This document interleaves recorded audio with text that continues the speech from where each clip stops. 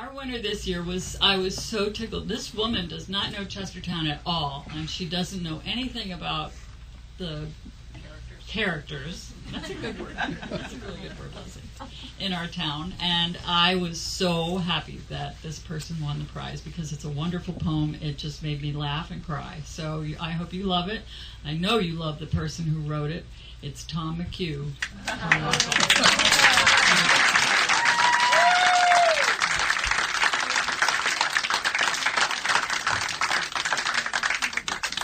And if we're lucky, he'll play the harmonica for us, right? Later. Okay. After we've had a couple more classes. All right, Tom. If you don't mind, I'm scared to death of this. So, Microphone?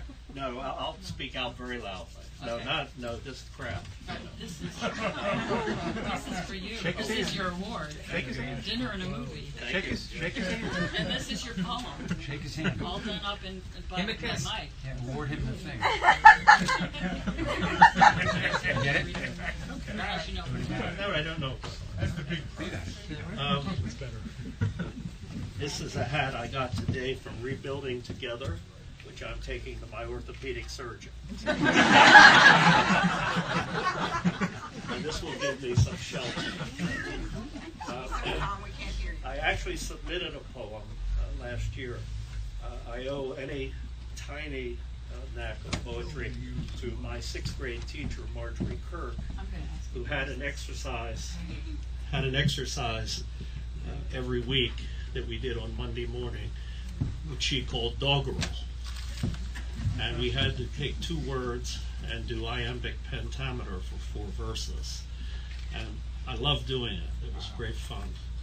So I always think of her.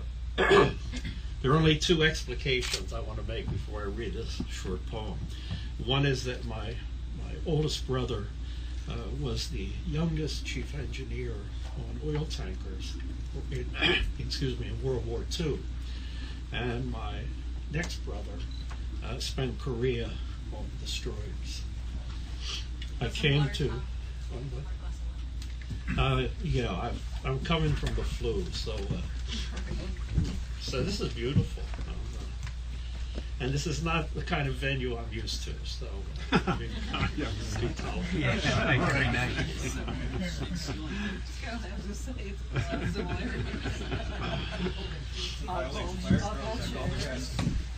At the age of 75, there are very few things that are firsts, and this is certainly one for me. Titled Boats. There's really no reason why boats have been a way and a means for me.